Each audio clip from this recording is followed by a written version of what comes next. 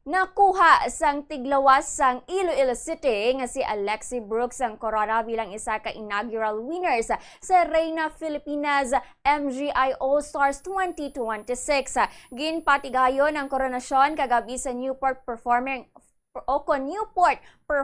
Arts Theater sa Pasay City. Nakuha man sini ang award nga Best in Gown kag naangkon ang perfect 10 nga score sa amo nga bahin sang kompetisyon. Suksok niya ang yellow gown nga ginhimo sang Filipino designer nga si Reina Fernandez.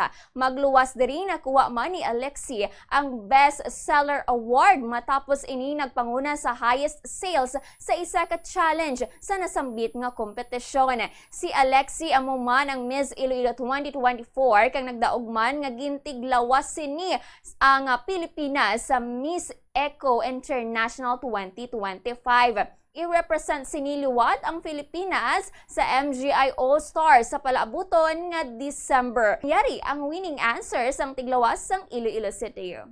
There are undeniably so many pageants already. What space do you hope Reina Filipinas would occupy? We are all aware that Reina Filipinas is a pioneer pageant, and pioneer means new hope with a pageant standard in our country. I was someone who was born very poor. I lost my father back in a war in Lebanon. So firsthand, I know what it feels like to feel the violence. But I think Reina Filipinas will help me achieve this. I know that we can change the standard of beauty, that someone who is as broken as a glass can rise as beautiful as a flower. Thank you so much. That was Reina Filipinas, Iloilo City.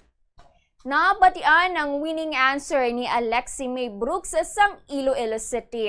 Ginkoronahan naman ang tiglawas sang Palawan nga si Angelica Lopez bilang Reina Filipinas Grand International 2026.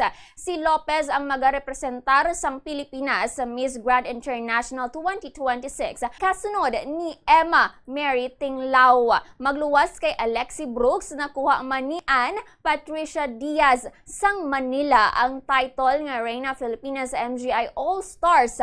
Pareho nila nga i-represent ang Pilipinas sa masunod nga edisyon sang MGI All-Stars.